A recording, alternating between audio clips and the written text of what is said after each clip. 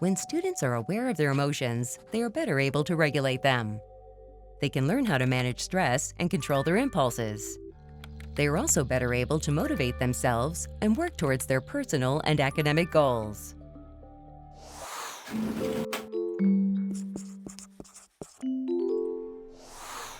Self-management is not just understanding who you are, but what are you doing with that information? How do you behave? How do you use that information to achieve goals, to work hard towards things? How do you manage your feelings? So we talked about understanding your feelings and self-awareness, but what you do with that anger is about self-management. How do you turn your self-awareness and your feelings and your emotions into positive actions so that you can have agency and advocacy for what you believe? These are all part of self-management and critically important for not just school, but work and life itself. As adults, as teachers, as parents, we're responsible for helping kids by creating a regulating environment. So for example, in a classroom, it's really important to think about your environment and how you're helping kids regulate. So if you have a chaotic classroom and there's always tons of noise and maybe you have stuff all over the walls and you're not really organized yourself, that might be chaotic to kids.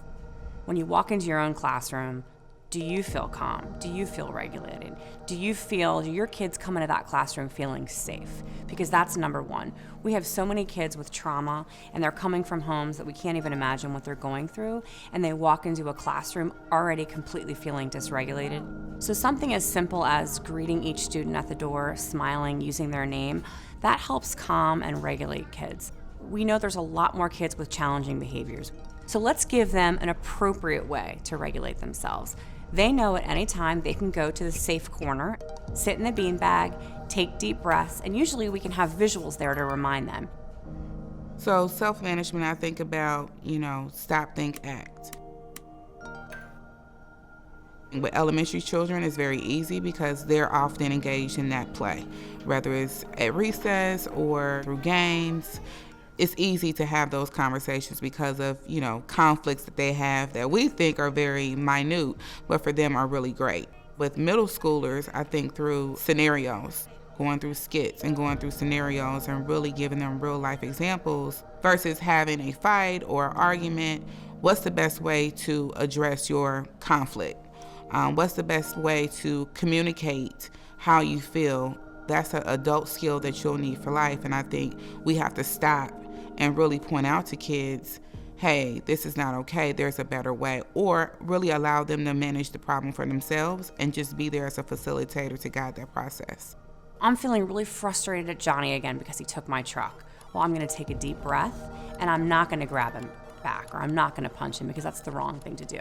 So for little ones, it's teaching them that they have the control to take a breath, to take a moment and think about what they're gonna do. When we're talking about teaching self-management and how kids can practice that, we're really helping kids think through ways to stay focused and to stay engaged and persevere. So maybe during a math lesson, we're providing opportunities for them to work through multi-step problems and think through multiple solutions to those problems. We also may be asking students to think about how to control their impulses to shout out answers, really by giving them some norms and routines for how they can get their voice heard.